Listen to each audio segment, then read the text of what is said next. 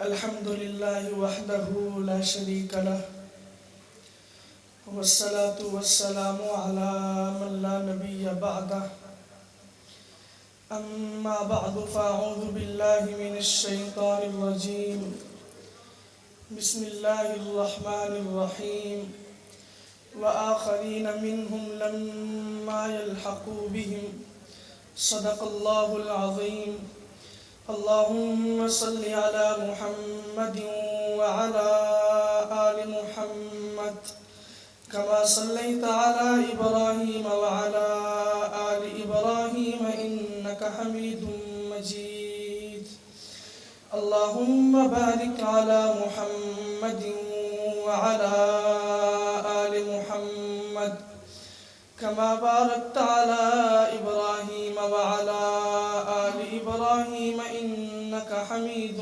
مجيد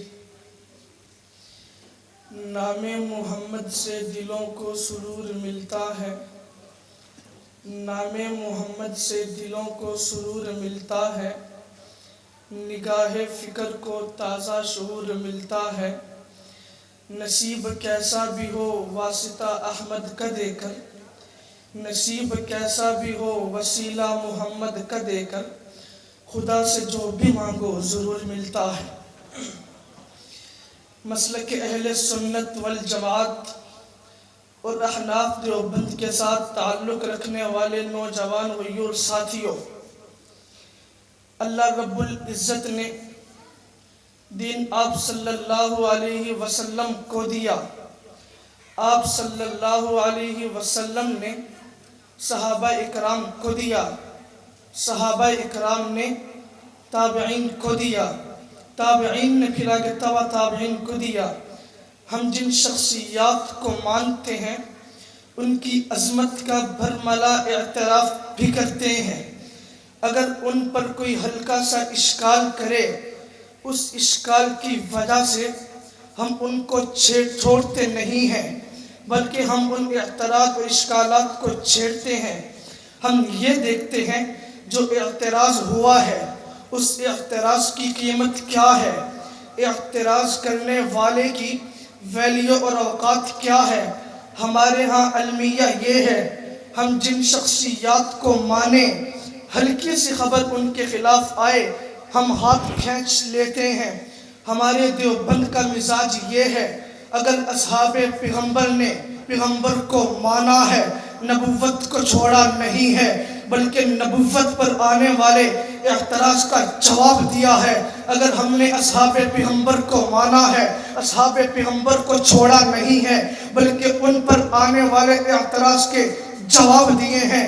ائمہ فقہا خصوصاً امام اعظم ابو حنیفہ، انہیں ہم نے اپنا امام مانا ہے، انہیں چھوڑا نہیں ہے، بلکہ ان پر آنے والے اعتراض کا دفاع بھی کیا ہے اور انہیں چھوڑا بھی نہیں ہے۔ حضرت شیخ الہند مولانا قاسم نانوتوی، حضرت مدنی حکیم الامت حضرت تھانوی، حاجی امداد اللہ مہاجر مکی، اگر انہیں ہم نے اپنا امام اپنا مانا ہے تو انہیں چھوڑا بھی نہیں ہے، ان پر آنے والے اعتراض کے جواب دیے بھی تھے، دیتے بھی رہیں گے۔ آگے کوئی جواب اگر اعتراض کرے گا ہم اس اعتراض کے جواب بھی دیں گے، اپنے اکابرین کو چھوڑیں گے بھی نہیں۔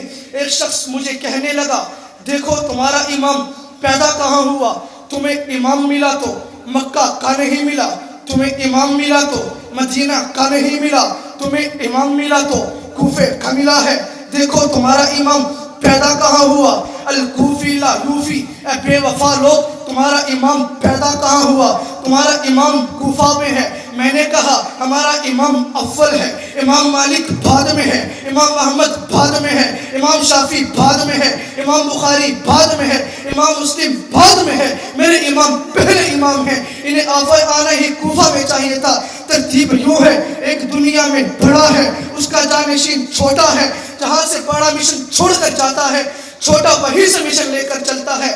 سید البشر کے جانشین ابو بکر مدینہ سے گئے، عمر مکہ سے چلے، مدینہ شہید ہوئے، عثمان مکہ سے مشن لے کر چلے، مدینہ شہید ہوئے، علی مکہ سے مشن لے کر چلے ہیں، مدینہ شہید نہیں، علی مکہ سے مشن لے کر چلے، مکہ ہی شہید نہیں، مدینہ بھی شہید نہیں، بلکہ علی کوفہ میں گئے ہیں۔ میرے نبی کے جو 4 جانشین ہیں ان کو خلفائے راشدین بھی کہتے ہیں۔ پہلے ابو بکر، دوسرے عمر، تیسرے عثمان، چوتھے علی ہیں۔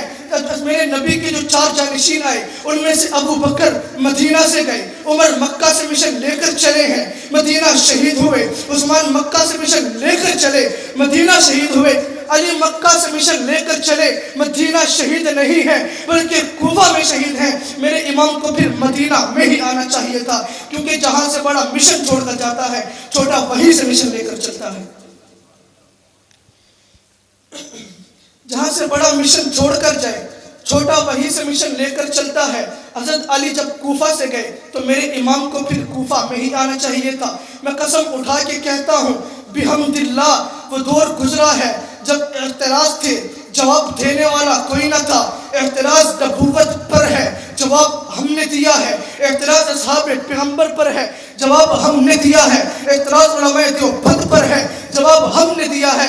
اعتراض دینی خانقاہ پر ہے، جواب ہم نے دیا ہے۔ اعتراض دینی درسگاہ پر ہے، جواب ہم نے دیا ہے۔ ہم پورے دین کے نبی کے وارث بھی ہیں۔ اگر پورے دین کے نبی کے وارث ہیں پھر کسی بھی دین کے مسئلے پر الزام لگے تو جواب دینا ہمارا فرض ہے۔ ہم نے جواب دیے بھی تھے اور جواب دیتے بھی رہیں گے۔ ایک شخص کہنے لگا تمہارا جہاں امام پیدا ہوا وہ زمین ٹھیک نہیں۔ میں نے کہا کیوں ٹھیک نہیں؟ کہنے لگا جہاں تمہارا امام پیدا ہوا وہاں حسین کا خون گرا۔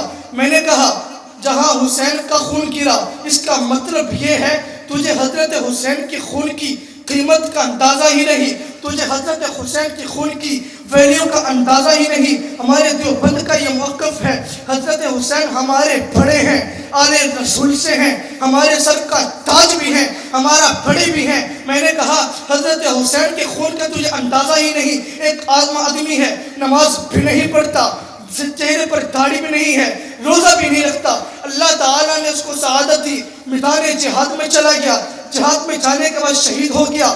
تھا عام آدمی، نماز بھی نہیں پڑھتا تھا، چہرے پر داڑھی بھی نہیں تھی، روزہ بھی نہیں رکھتا تھا، عام آدمی تھا، لیکن خون کی اتنی قیمت بنی جس کپڑے پر لگے وہ کپڑا پاک ہو جائے، جس زمین پر گرے وہ زمین پاک ہو جائے، جس بدن پر لگے وہ بدن پاک۔ تھا عام آدمی، خون اتنا قیمتی بنا، زمین پر گرے زمین پاک، بدن پر لگے بدن پاک، جس کپڑے پر لگے وہ کپڑا پاک۔ میں نے کہا میرے امام کو میرے خدا نے جس جگہ پیدا کرنا تھا اس زمین کو پہلے صاف کیا ہے اور صاف بھی خون حسین سے کیا ہے۔ ایک شخص کہنے لگا تم کون ہو؟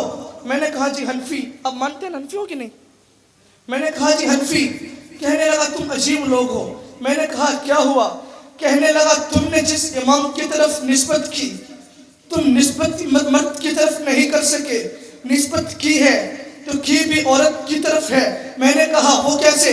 کہنے لگا ابو حنیفہ، اس کا معنی حنیفہ لڑکی کا باپ۔ میں نے کہا صدقے جاواں تیرے علم تو، اگر تجھے علم آتا، تاریخ کا مطالعہ ہوتا، عربی زبان آتی تو یہ غلطی کبھی زندگی میں نہ کرتا، میرے امام سے تو کبھی بھی بغاوت نہ کرتا۔ اس لیے کہ اب ان کے 2 معنی ہیں، نمبر 1 باپ، نمبر 2 اولاد۔ جس طرح ابو ہریرہ، اس کا معنی ابو ہریرہ کا معنی ہریرہ کا باپ نہیں ہے بلکہ ہریرہ والا ہے۔ ابو تراب کا معنی تراب کا باپ نہیں ہے بلکہ مٹی والا ہے۔ ابو بکر کا معنی بکر کا باپ نہیں ہے، دین میں پہل کرنے والا ہے۔ اسی طرح ابو حنیفہ کا معنی حنیفہ لڑکی کا باپ نہیں ہے بلکہ دین حنیف کو لکھنے میں پہل کرنے والا ہے۔ جو دین پہلے لے اور پہلے پھیلائے اسے ابو بکر کہتے ہیں، جو دین پہلے لکھے اور آگے دے اسے امام اعظم ابو حنیفہ کہتے ہیں۔ دین پہلے لے اور پھیلائے یہ مشن ابو بکر صدیق کا ہے، دین پہلے لکھوائے یہ مشن نعمان بن ثابت کا ہے۔ ایک شخص پھر مجھے کہنے لگا ہم تمہاری فقہ بھی نہیں مانتے۔ میں نے کہا کیوں نہیں مانتے؟ کہنے لگا یہ نبی کے دور کی نہیں ہے، یہ بعد کی پیداوار ہے، یہ بدعت ہے۔ میں نے کہا جی ہاں یہ نبی کے دور کی ہے۔ کہنے کیسے تمہارا امام کیا نبی کے دور میں تھا؟ میں نے کہا نہیں تھا۔ کہنے لگا پھر یہ نبی کے دور کی کیسے ہوئی؟ میں نے کہا امام بخاری نبی کے دور میں تھے۔ کہنے لگا نہیں تھے۔ میں نے کہا یہ حدیث نبی کے دور میں تھی؟ کہنے لگا جی تھی۔ تو میں نے کہا جب امام بخاری نبی کے دور میں تھے نہیں تھے، حدیث نبی کے دور میں تھی، تو پھر امام بخاری نے تمہیں کیسے لکھ کے دی ہیں؟ کہا حدیثیں تھی تو نبی کے دور میں، لیکن لکھ کے امام بخاری نے دی ہیں۔ میں نے کہا اسی طرح فقہ حنفی جو حدیث اور قرآن کی جو طے ہے جس میں چھپے ہوئے مسائل ہیں، یہ تھے تو نبی کے دور میں، لیکن نکال کر امام اعظم ابو حنیفہ نے دیے ہیں۔ جس طرح امام بخاری نے حدیثیں لکھ کر دی ہیں، میرے امام نے اس کی طے سے چھپے ہوئے مسئلے نکال کر دیے ہیں۔ اسی وجہ سے میرے امام کو سراج الام یعنی امت کا چراغ بھی کہتے ہیں۔ میں نے کہا تمہارا چراغ نکلے حرف بنتا ہے، میرے امام کا چراغ نکلے قرآن اور حدیث کے چھپے ہوئے مسائل نکلتے ہیں۔ میں نے کہا ہم نے فقہ لکھی نہیں ہے بلکہ فقہ دکھائی ہے۔ تعالیٰ کی خاص رحمت امام اعظم ابو حنیفہ، اللہ یہ شان حضرت امام اعظم ابو حنیفہ، مقتضا ہے قرآن و سنت امام اعظم ابو حنیفہ، تمہاری صورت تمہاری سیرت امام اعظم ابو حنیفہ، مقتضا ہے قرآن و سنت امام اعظم ابو حنیفہ، تمہاری صورت تمہاری سیرت امام اعظم ابو حنیفہ، ہے نور افشاں تمہاری طلعت امام اعظم ابو حنیفہ، ہے آپ بے شک سراج امت امام اعظم ابو حنیفہ۔ امام مالک امام شافعی امام احمد بھی کر رہے ہیں، امام مالک امام شافعی امام احمد بھی کر رہے ہیں۔ اللہ اللہ تمہاری مدحت امام اعظم ابو حنیفہ، امام مالک امام شافعی امام احمد بھی کر رہے ہیں۔ اللہ اللہ تمہاری مدحت امام اعظم ابو حنیفہ، تا قیامت رہے گی زندہ رہے گی جاری رہے گی ساری، تا قیامت رہے گی زندہ رہے گی جاری رہے گی ساری، تو نے کی ہے جدی کی خدمت امام اعظم ابو حنیفہ۔ وما علینا الا البلاغ۔